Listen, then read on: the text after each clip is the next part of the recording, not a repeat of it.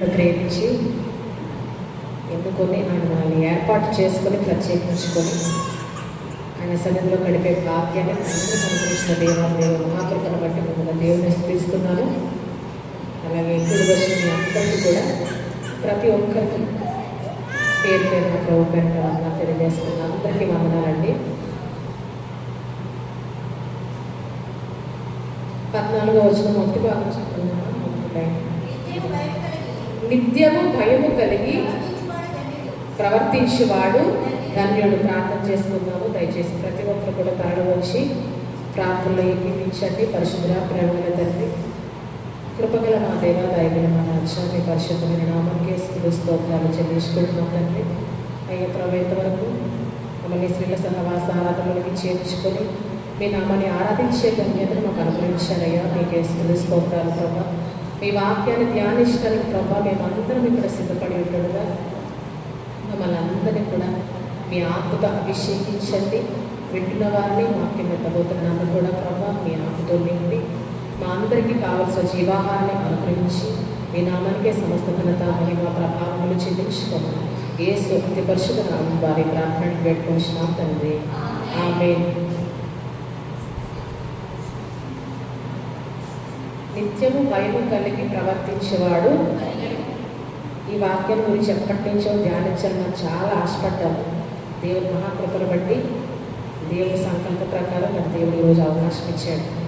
అయితే నిత్యము భయము కలిగి ప్రవర్తించేవాడు ధర్మీయుడు అంటే ఎవరికి భయపడాలో మనందరికీ కూడా తెలుస్తుంది కదండి. యేసు ప్రభువు చెప్పిన రీతిగా దేహంలో చంపు వారికి భయపడద్దు, ఆత్మను దేహంలో కూడా నరకంలో నశింపచేయగల వారికి మీరు భయపడండి అని యేసు ప్రభువు చెప్పిన రీతిగా మనము దేవునికే భయపడాలి. కానీ వాస్తవానికి దేవుని కంటే ఎక్కువగా మనం ఈరోజు దేనికి భయపడతామంటే శోధనలకి, సమస్యలకి, అపాయాలకి, కీడులకి మనకి తెలియకుండానే మనం ఏం చేస్తున్నామంటే ఈరోజు భయపడుతున్నాం. వాటి గురించి మన హృదయంలో ఎంతో భయాందోళన కలిగి మనం అనుక్షణం కూడా జీవిస్తున్నాం.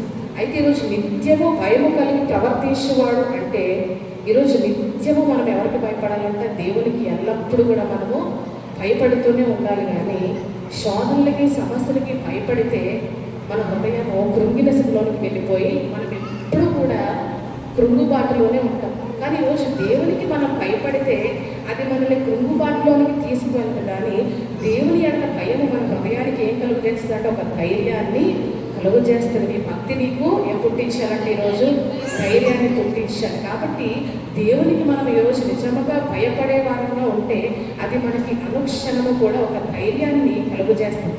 కానీ ఈరోజు శోధనలకి, సమస్యలకి భయపడుతున్నట్లయితే మన హృదయంలో ఎప్పుడు కూడా ఒక కృంగుబాటు ఉంటూనే ఉంటుంది. ఆ కృంగుబాటులోనే మన జీవితాన్ని మనము కొనసాగిస్తూ ఉంటాం.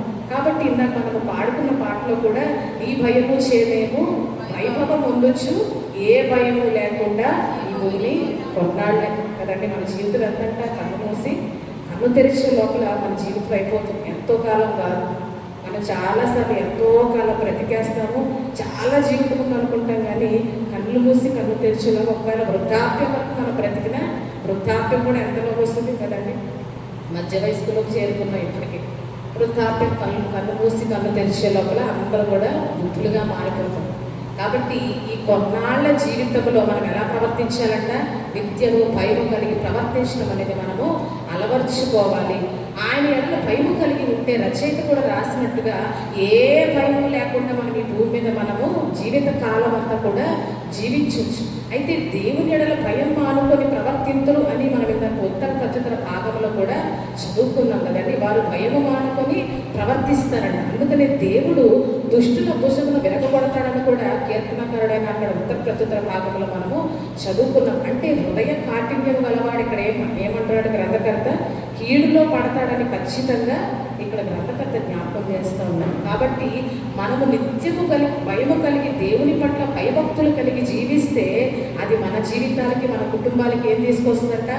ఆశీర్వాదాన్ని తీసుకొస్తుంది. అది మనం ఎంత మాత్రం కూడా కృంగిన దశలోనికి నడిపించదు. కానీ అంతకంతకు మనము ధైర్యము కలిగి జీవిస్తాము. ఎలాగంటే పక్షిరాజుల వల్లే రెక్కలు చాపి పైకి ఎగురుతూ అలయక పరిగెత్తుతూనే సొమ్మసిల్లక నడిచిపోతూనే ఉంటామంట. అది దేవుని పట్ల భక్తి కలిగిన వారికి దేవుడిచ్చే ఆశీర్వాదం, భయము కలిగిన వారికి దేవుడిచ్చే ఆశీర్వాదం. ఆయనకు ఎవరు భయపడుతున్నారని ఈరోజు దేవుడు చూస్తూ ఉన్నాడు కదండి. ఈరోజు మనం ఆలోచన చేస్తే యెషయా గ్రంథంలో ఒక మాట ఉంటుంది, మనం చదువుతాం. యెషయా గ్రంథము 8వ అధ్యాయము 13వ వచనం, 8వ అధ్యాయము 13వ వచనం చదువుకుందాం ఒకసారి. సైన్యములకు అధిపతి యొక్క యెహోవాయే పరిశుద్ధుడు అనుకొనుడి, మీరు భయపడవలసిన వాడు ఆయనే, దిగులు పడవలను, అప్పుడు ఆయన మీకు పరిశుద్ధ స్థలముగా ఉండును. మనం ఎవరికి భయపడాలంటే మళ్ళీ యెషయా గ్రంథకర్త మళ్ళా చెప్తున్న మాట ఏంటంటే, మీరు భయపడవలసిన వాడు ఆయనే, ఆయన కోసమే మీరు దిగులు పడాలి, అప్పుడు ఆయన మీకు పరిశుద్ధ స్థలముగా ఉండును. నిజంగానే ఈరోజు దేవునికి మనము భయపడే వారంగా, ఆయన కోసము, ఆయన న్యాయవిధులు పాటించడం కోసము, ఆయన అనుసరించి జీవించడం కోసం మనం దిగులు పడే వారంగా ఉంటే ఆయన మనకు ఎలా ఉంటాడంటే ఒక పరిశుద్ధ స్థలముగా. కీర్తనకారుడు కూడా 91వ కీర్తనలు ఏమంటాడు? నీవే నా ఆశ్రయమని, నీవు మహోన్నతులైన దేవుని నీకు నివాస స్థలముగా చేసుకొని ఉన్నావని కీర్తనకారుడు మాట్లాడుతూ ఉంటాడు. కాబట్టి ఈరోజు దేవుని ఎడల మనం నిజంగా భయం కలిగి ఉంటే ఆయన మనకు ఒక పరిశుద్ధ స్థలముగా, మనం నివసించే నివాస స్థలముగా ఆయన మనకి ఉంటాడు అని గ్రంథకర్తలు తెలియజేస్తున్నారు భక్తులు.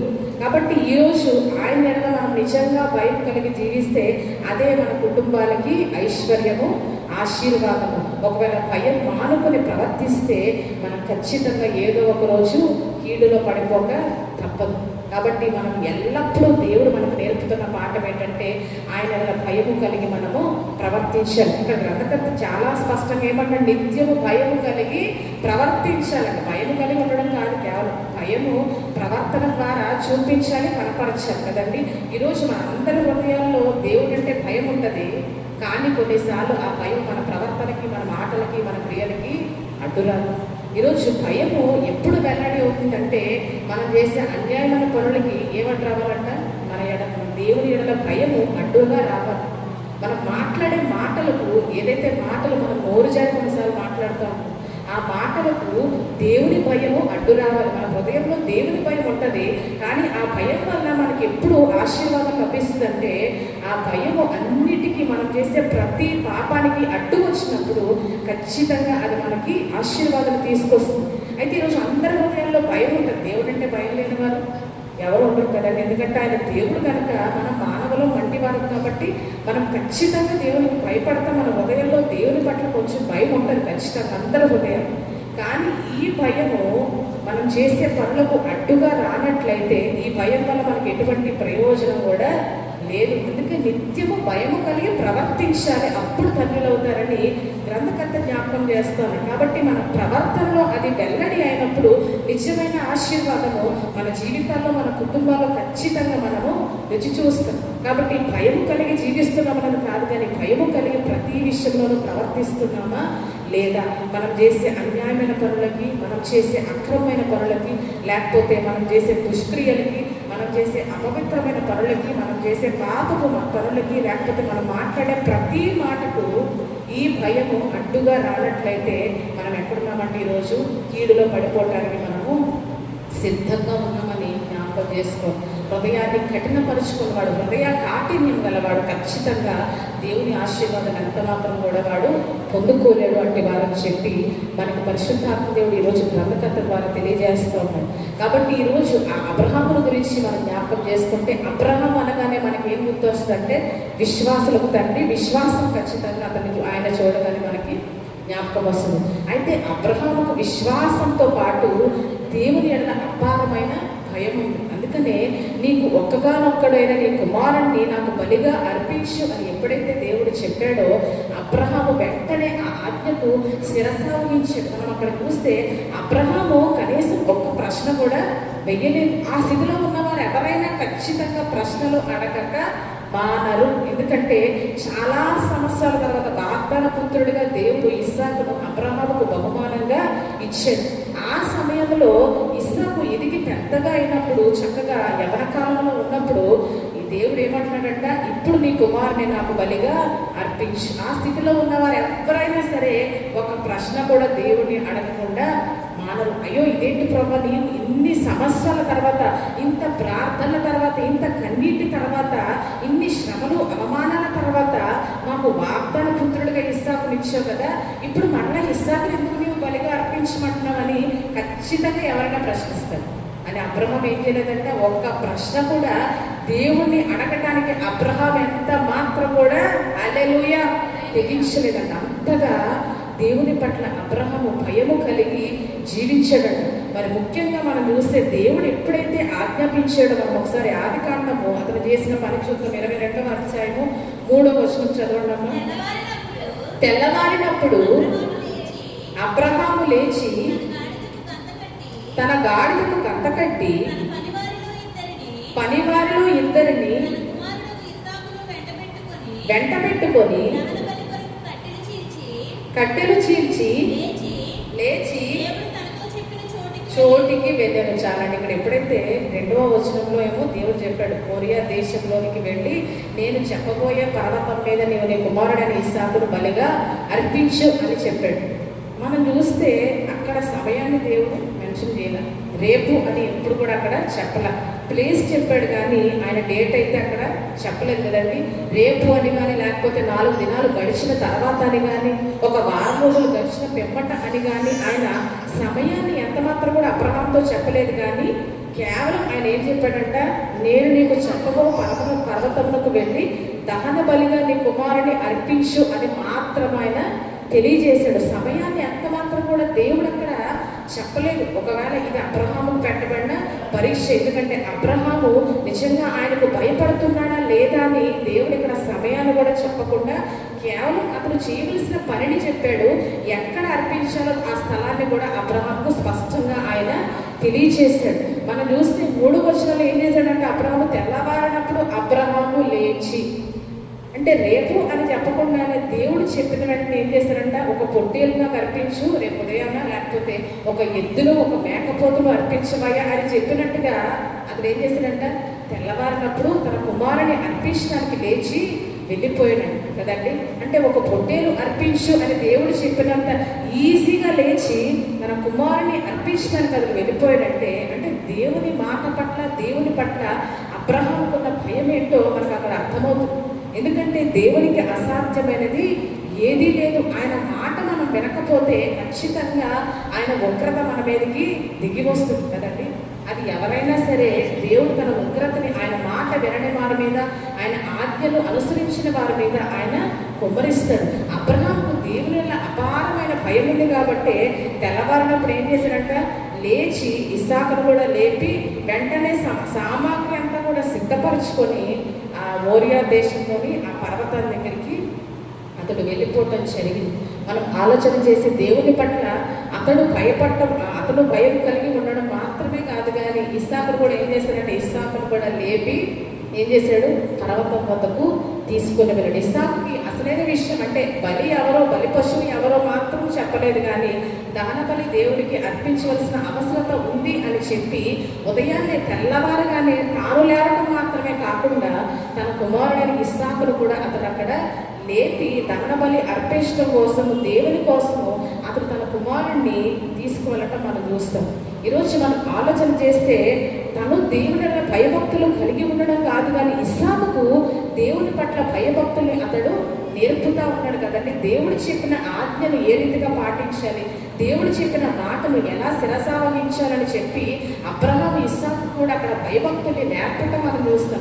తెల్లవారుగానే అతడు లేవటం కాదు, కానీ తన కుమారుడిని ఇస్సాకును కూడా లేపుతా ఉన్నాడు. నిజంగా ఆ స్థితిలో ఉన్నవారు ఎవరైనా ఖచ్చితంగా పడక మీద నుంచి లేవలేరు. ఎందుకంటే దుఃఖము హృదయాన్ని ఆవరిస్తుంది. ఎందుకంటే ఒక్కగానొక్క కుమారుడు ఎన్నో సంవత్సరాల తర్వాత వారి గర్భాన్ని దేవుడు ఇస్సాకు ఇచ్చాడు కాబట్టి అతడు మరణించబోతున్నాడు, అతడు దేవునికి బలిగా అర్పించబడబోతున్నాడు అని తెలిసినప్పుడు పడక మీద నుంచి కూడా ఎవరికి లేవబుద్ధి కాదు. కానీ తెల్లవారగానే అసలు అబ్రహాము వెంటనే లేచిపోయాడు.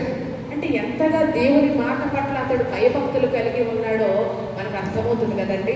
అతడు లేవటం కాదు, కానీ తన కుమారుని ఇస్సాకును అతడు లేపి తీసుకొని వెళ్ళాడు.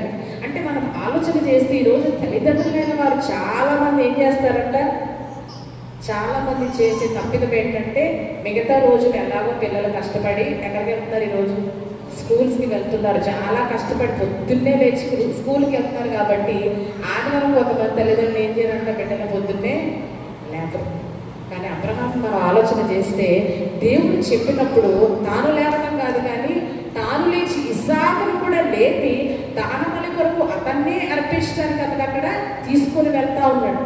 అయితే తల్లిదండ్రులైన వారు చాలా మంది చేసే తప్పిదం ఏంటంటే ఆదివారాలమైనా మా బిడ్డలు విశ్రాంతి తీసుకోవాలి, ఆదివారాలైనా మా బిడ్డలకు కొంచెం రెస్ట్ ఇవ్వాలని చెప్పి వారిని పొద్దున్నే లేపని తల్లిదండ్రులు ఉన్నారు. వారిని అసలు ఆలయానికి తీసుకురాకుండా ఇంట్లోనే పడుకుంటామని చెప్పే తల్లిదండ్రులు కూడా ఉన్నారు. కానీ ఈరోజు మనం భయభక్తులు కలిగి ఉంటే చాలదు, కానీ మన బిడ్డలకు కూడా మనం ఏం నేర్పించాలంట, భయభక్తుల్ని మనము నేర్పించాలి. ఒకవేళ బిడ్డలు ఈరోజు మేము చర్చికి రాము, ఈరోజు కొంచెం ఆలస్యంగా లేస్తాము అని చెప్పినప్పుడు మీ టీచర్ కంటే ఎక్కువగా ఎవరికి భయపడాలని చెప్పాలంట, దేవునికి భయపడాలి అని మనము చెప్పాలి కదండి. బిడ్డలు స్కూల్కి ఎందుకు తొందరగా వెళ్తారంట, టీచర్స్కి భయపడి పనిష్మెంట్ ఇస్తారు, లేటుగా వెళ్తే నుంచోబెడతారు, లేకపోతే క్లాస్ రూమ్లోనికి రానివ్వరని చెప్పి పిల్లలు భయపడి ఉరుకుల పరుగుల మీద రెడీ అయి వెళ్తూ ఉంటారు. అయితే మనం చెప్పవలసిన తల్లిదండ్రులుగా మనం జ్ఞాపకం చేయవలసింది ఏంటంటే వారికంటే ఎక్కువగా ఎవరికి భయపడాలంట, దేవునికి భయపడాలి. ఆలయానికి త్వరగా వెళ్ళలాగన మనం దేవునికి భయపడుతూ వెళ్ళాలి. ఆలయానికి వెళ్ళటానికి పొద్దున్నే లేవాలి అని చెప్పి పిల్లలకి భయభక్తులను నేర్పించారు కదండి. అంటే దేవుడు అంటే ఆటగా ఎప్పుడు ఆడతా పాడతా వెళ్ళొచ్చులే అని వారికి నేర్పించకూడదు, కానీ తెల్లవారగానే లేచి మనము మందిరానికి వెళ్ళాలి అని తల్లిదండ్రులైన వారి బిడ్డలకి భయభక్తులు నూరిపోయాలంట. ఒకవేళ ఆ భయభక్తుల్ని బిడ్డలకి నూరిపోయకపోతే మొక్కై వంగనది మానే వంగున అన్నట్టు పెద్దవారైనప్పుడు వారు ఏమాత్రం కూడా దేవుని భయం కలిగి వారు ప్రవర్తించరు. కానీ అబ్రహాం ఏం చేస్తున్నాడంటే తెల్లవారగానే, అంటే కొంచెం వెలుగు రాగానే లేచి ఇస్సాకును లేపి తీసుకొని వెళ్ళాడు. అంటే దేవుని భయభక్తుల్లో తన కుమారుడిని ఇస్సాకుకు నేర్పడానికి అతను అక్కడ ఇష్టపడ్డాడు. ఆ రీతిగా నేర్పి అతన్ని తీసుకొని వెళ్ళాడు. వెళ్ళిన తర్వాత బలి అర్పించే సమయంలో దేవుడు అన్న మాట ఏంటంట, 12వ వచనం చదవండమ్మా. అప్పుడు ఆయన ఆ చిన్నవాని మీద చెయ్యి వేయకము, అతనిని ఏమీయో చెయ్యకము, నీకు ఒక్కడై ఉన్న నీ కుమారుని వెనుదీయలేదు కనుక నీవు దేవునికి భయపడువాడవని ఇందువల్ల నాకు కనబడుచున్నది అని దేవుడు సాక్ష్యం ఇస్తా ఉన్నాడు కదండి.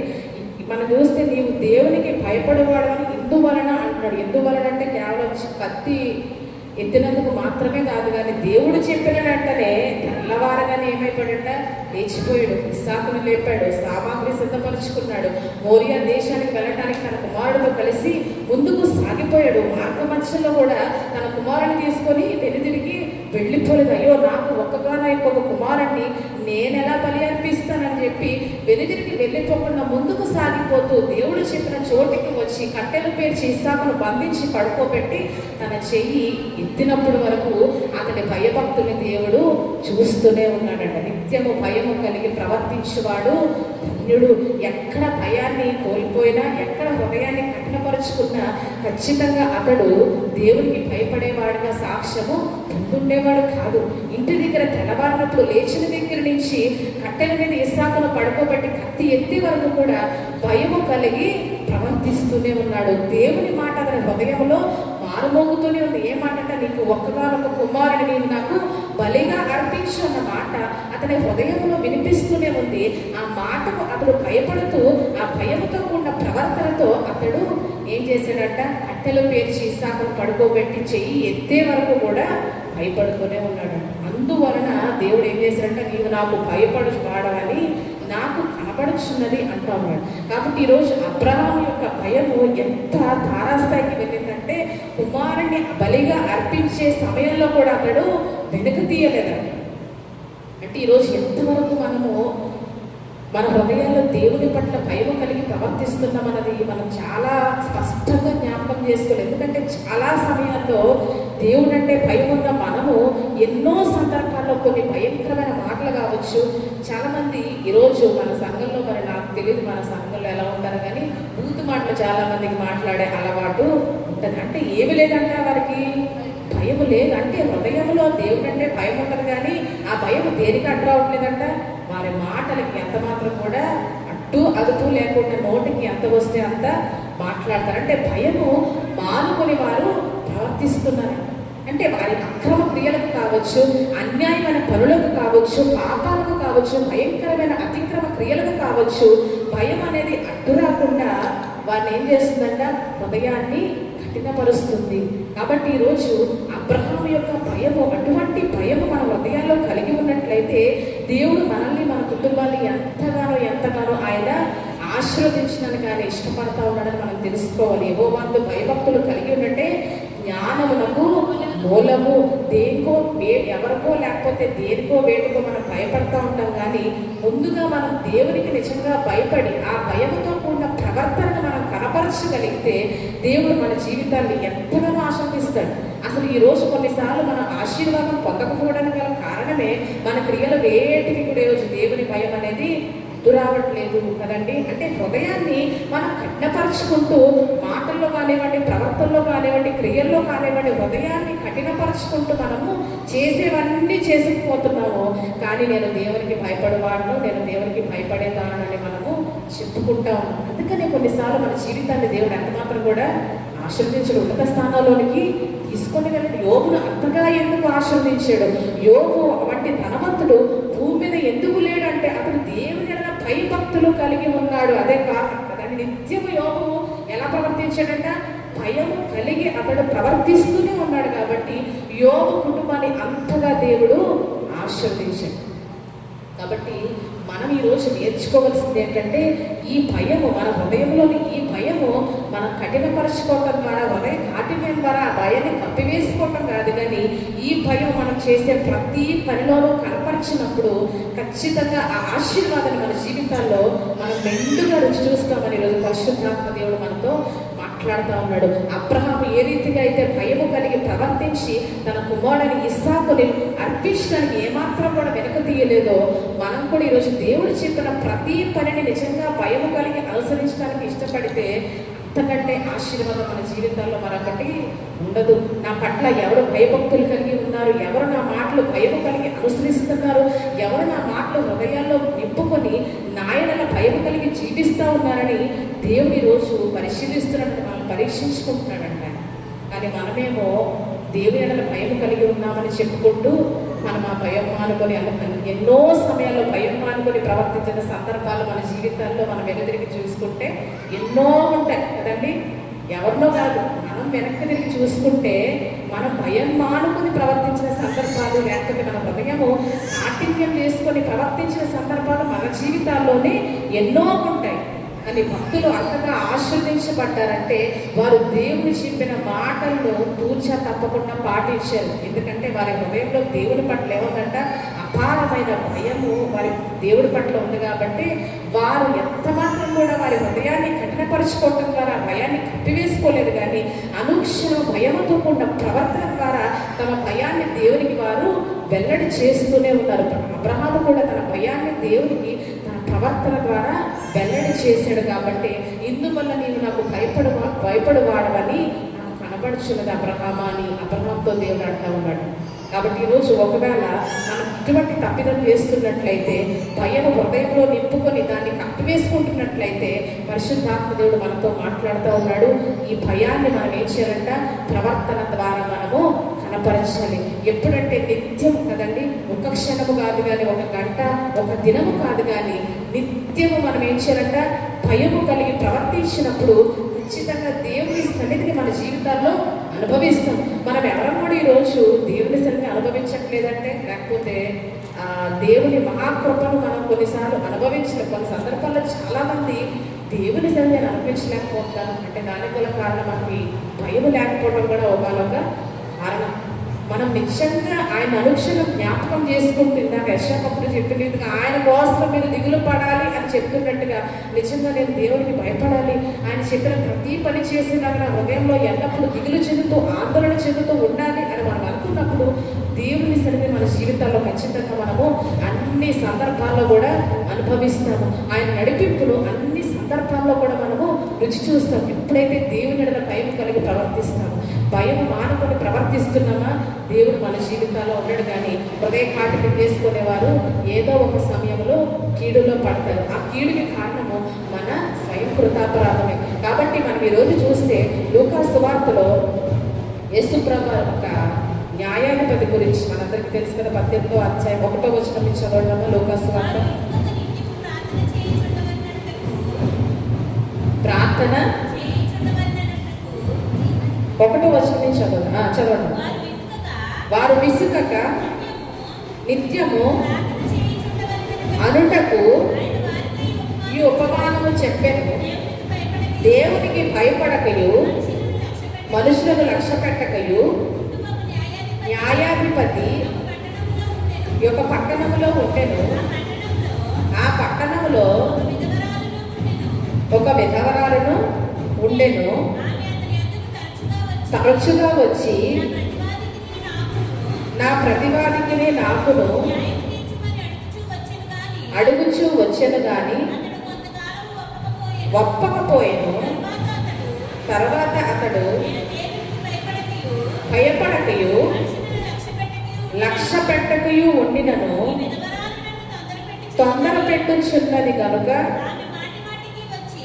వచ్చి గోచాడకున్నట్లు తీర్చునని తనలో తాను అనుకోనేను. ఈ న్యాయాధిపతి గురించి ఇక్కడ గ్రంథకర్త ఏం తెలియజేస్తానంటే, దేవునికి భయపడక, మనుషులను లక్ష్య పెట్టక అది పక్కన పెడితే ఇతనికి ఏమి లేదంటే ఇతని హృదయంలో దేవుని పట్ల అసలు భయమే లేదు.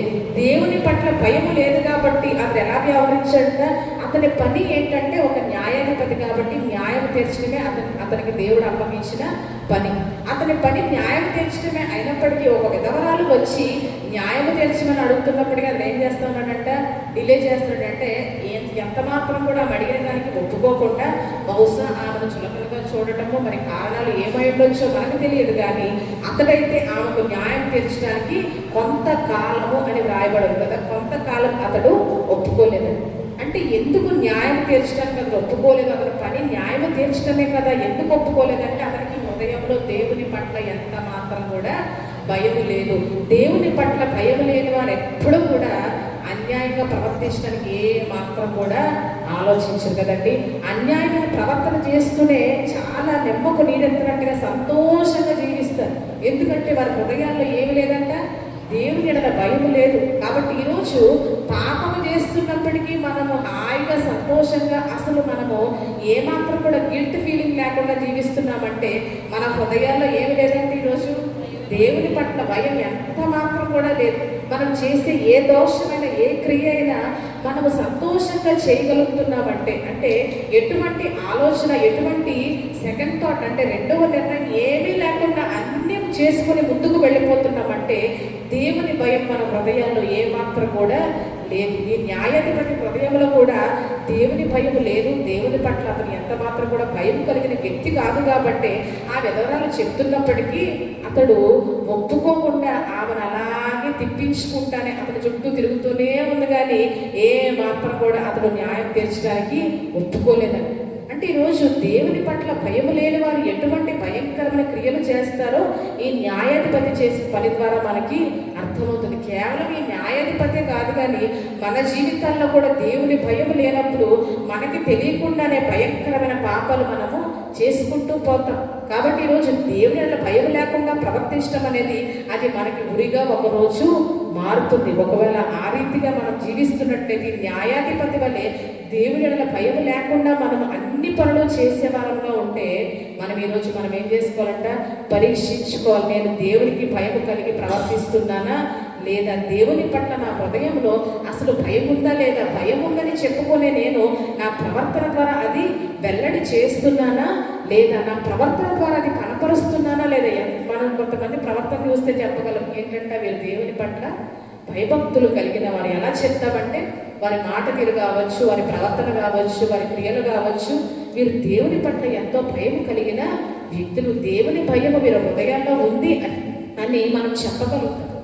అది దేవుడు ఈరోజు కోరుకుంటా ఉన్నాడట. మన ప్రవర్తన ద్వారా దాన్ని వెల్లడి చేయాలని కోరుకుంటున్నాడు కానీ కేవలం నోటి మాట ద్వారా అయ్యా నీ ఎడల మేము భయభక్తులు కలిగి జీవిస్తున్నామని నోటి మాట ద్వారా చెప్పడము దేవుడు కోరుకోవట్లేదు. కానీ మన ప్రవర్తన ద్వారా దేవుడు ఆయన పట్ల మనకున్న భయాన్ని చూడాలని ఆయన ఎంతగానో ఆశపడతా ఉన్నాడు. అందుకనే అబ్రహామును కూడా ఆ అబ్రహాము చేసే క్రియ ద్వారా దేవుడు ఎంతో సంతోషాన్ని పొందాడు. అబ్రహాము హృదయంలో దేవుని పట్ల భయం ఉందని దేవునికి స్పష్టంగా తెలుసు. అయినప్పటికీ దేవుడు ఏం చెప్తున్నాడు, కుమారుణ్ణి అర్పించు అని చెప్పడం ద్వారా అబ్రహాము చూపించిన ప్రవర్తన, అబ్రహాము చేసిన క్రియ, అబ్రహాము చూపిన విధేయత ద్వారా దేవునికి తన పట్ల అబ్రహాము ఎంత భయం కలిగి ఉన్నాడో చూడటము అని ఎంతగానో ఆశపడ్డాడు. అందుకనే కత్తి ఎత్తే వరకు కూడా అబ్రహాము ఆపలేదు. అంటే దేవునికి ఎంతో సంతోషం అనిపించింది. అబ్రహాం నా పట్ల ఎంత భయం కలిగి ఉన్నాడని అది చూడటం కూడా దేవునికి ఎంతో సంతోషం కలిగించిందని. ఈరోజు మన భయం కలిగి ప్రవర్తిస్తే ఆయన మన ఎంతగానో సంతోషిస్తాడు. ఒక భయం కలిగి చిన్న మాట మాట్లాడకుండా మనం ఆగేమా, ఖచ్చితంగా దేవుడు మన పట్ల ఎంతగానో సంతోషిస్తాడు. భయం కలిగి ఈ చిన్న క్రియను చేయకుండా మనం ఆగేమా, వెనక్కి తీసుకున్నామా మన చేతులంటే దేవుడు ఎంతగానో మన యందు ఆనందిస్తాడు. భయం కలిగి ఒక పాపము చేయకుండా మనల్ని మనమే నివారించుకుంటున్నామా, దేవుడు మన యందు ఎంతగానో సంతోషిస్తాడు. మన ప్రవర్తన ద్వారా మనకి దేవుని పట్ల ఉన్న భయాన్ని చూడాలని పరిశుద్ధాత్మ దేవుడు ఈరోజు కోరుకుంటా ఉన్నాడు. కాబట్టి ఈరోజు మనం ఏ రీతిగా ప్రవర్తిస్తామో అది మనమే తెలుసుకోవాలి. ఒకవేళ మన హృదయాన్ని కఠినపరుచుకుంటే కీడు మన జీవితాల్లోనికి రాక తప్పదు. ఈ అన్యాయస్తుడైన న్యాయాధిపతి తన హృదయాన్ని కఠినపరుచుకొని ఒక విధవరాలు, ఒక ఆధారమైన స్త్రీ తన వద్దకు వచ్చి ఎంత పోచాడినా కొంతకాలం ఆమెను చుట్టూ తిప్పించుకుంటూనే ఉన్నాడు. కానీ ఆమెకు న్యాయం తీర్చడానికి ఇష్టపడలేదు. ఎందుకంటే దేవుని పట్ల భయం లేదు. అయితే మనమే న్యాయాధిపతి లాగా జీవించకుండా ఉండినట్లుగా, మన హృదయాన్ని కఠినపరచుకోకుండా ఉండినట్లుగా మనం ఏం చేయాలంటే ఈరోజు త్వరపడాలి, జాగ్రత్త పడాలి. ఈరోజు మనం ఆలోచన చేస్తే జక్కయ్య యేసుప్రభువుకి ఎప్పుడైతే అతని ఇంటికి వెళ్ళి ఆ బోధను బోధించారో, ఎప్పుడైతే కొన్ని మాటలు చెప్పారో జక్కయ్య హృదయం అంతా ఎడతెగని భయముతో నిండిపోయిందంట. హల్లెలూయా. జక్కయ్య హృదయం అంతా దేవుని పట్ల ఎడతెగని భయముతో నిండిపోయింది. అప్పటి వరకు దేవుని పట్ల భయం అతనికి ఉంది, కానీ హృదయాన్ని కఠినపరుచుకున్నాడు. భయాన్ని తన క్రియల ద్వారా అతడు వెల్లడి చేయలేకపోయాడు. దేవుని పట్ల ఎంతో కొంత భయం హృదయంలో అయితే ఉంది, కానీ అతని హృదయ కాటిని అంతా కూడా భయాన్ని పూర్తిగా కప్పేసింది. అయితే యేసుప్రభువు ఎప్పుడైతే నేను ఇంటికి వస్తానని చెప్పి వెళ్ళి జక్కయ్య ఇంటిలో ఆయన బోధించారో, వెంటనే జక్కయ్య హృదయంలో దేవుని పట్ల ఎడతెగని భయము కలిగింది. ఆ భయాన్ని అక్కడ ప్రవర్తన ద్వారా జక్కయ్య చూపించిన మనం స్పష్టంగా చూస్తాం. నేను అన్యాయంగా దేన్నైనా తీసుకుంటే ఇక నేను వారికి 4 వంతులు చెల్లించడానికి నేను ఇష్టపడతా ఉన్నానని చెప్పి అందరి ముందు ప్రకటన చేశారంట బహిరంగంగా. అంటే అన్యాయమైనది ఏది కూడా నా కుటుంబంలో, నా గృహంలో ఉండడానికి వీలు లేదు. అవినీతిగా వచ్చింది ఏది కూడా నా కుటుంబంలో ఉండడానికి వీలు లేదు.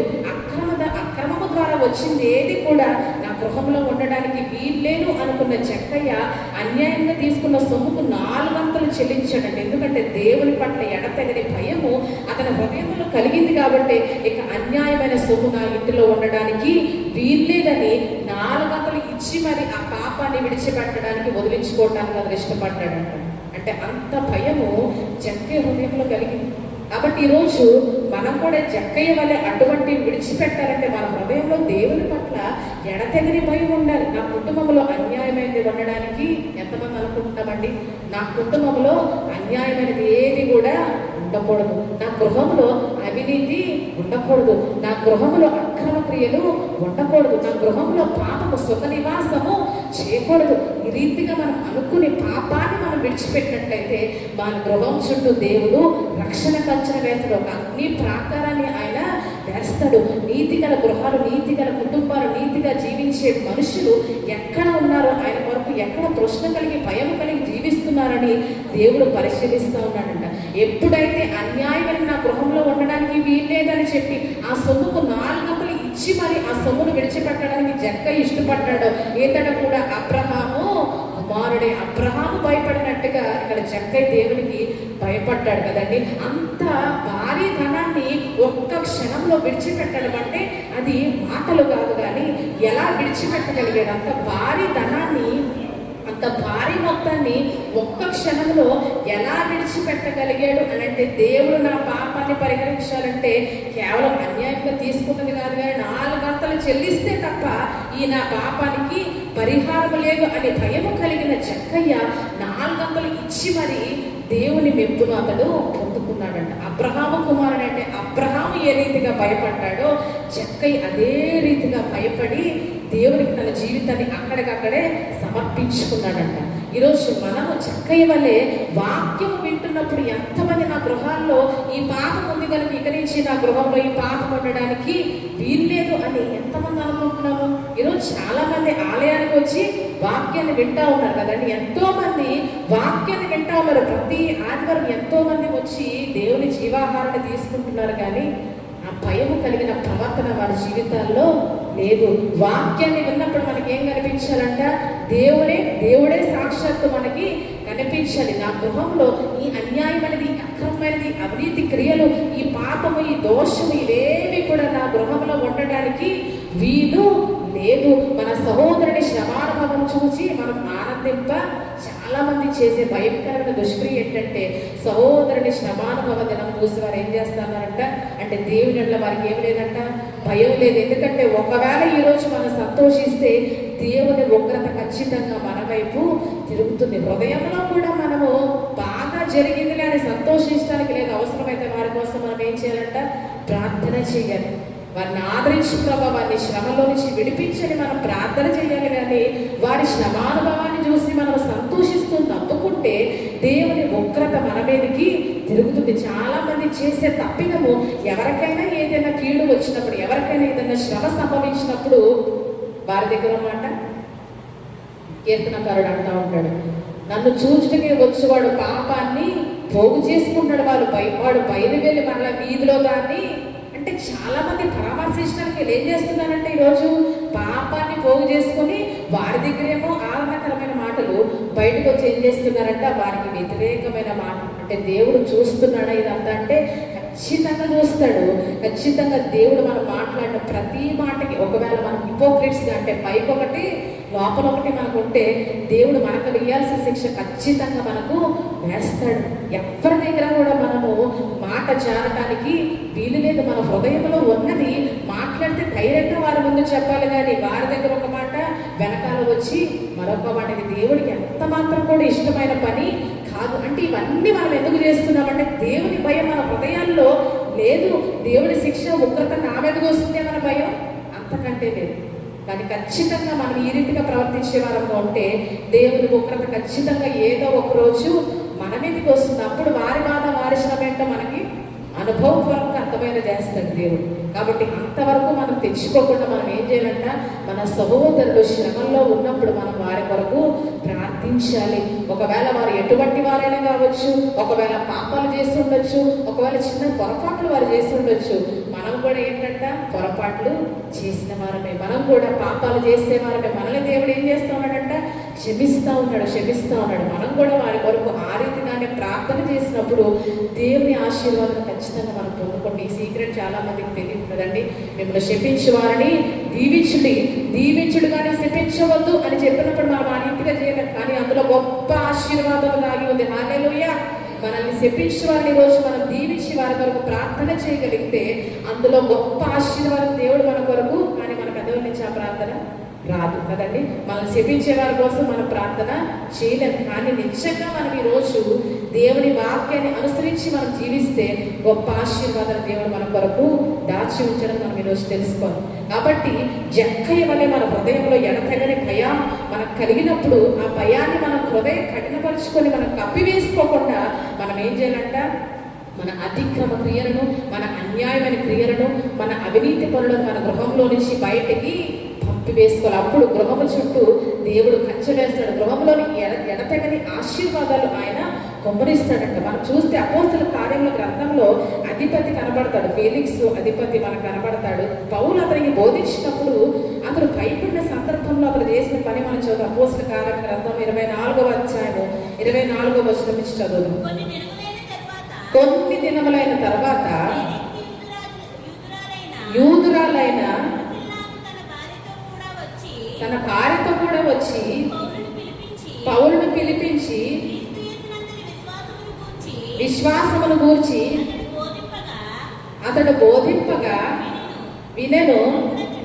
అప్పుడతడు నీతిని గూర్చి నిగ్రహమును గూర్చి విమర్శను గూర్చి ప్రసంగించుచుండగా భయపడి ఇప్పటికి వెళ్ళుము, నాకు సమయమైన చెప్పెను. పౌలు వలన ఆశించి అతనిని పిలిపించి చేయించుండెను. తరువాత ఫేలిక్సుకు ప్రతిగా పోర్కియు ఫేస్తు వచ్చెను. యూదుల చేత మంచివాడు అనిపించుకొనవలనని కోరి విడిచిపెట్టి పోయాను. మనం చూస్తే ఫేలిక్స్ అధిపతికి పౌలు గారు క్రీస్తు యేసునందున విశ్వాసమును గురించి బోధించినప్పుడు అతడు విన్నాడంట. విన్నప్పుడు అతడు ఆ బోధలో భాగంగా వేటిని గురించి చెప్పాడంట? నీతిని గురించి, ఆశా నిగ్రహముల గురించి, రాబోవు విమర్శల గురించి కూడా అతడు చెప్పినప్పుడు ఫేలిక్స్కి ఏం కలిగిందంట? భయం. మనలాగానే భయం కలిగింది కదండి. అంటే మనలాగానే ఎందుకన్నానంటే భయపడతాం, కానీ మనం ఏం చేయమంట? ఖచ్చితంగా అది ప్రవర్తనలో అలవర్చుకో. ఫేలిక్స్ కూడా అదే పని చేశాడు.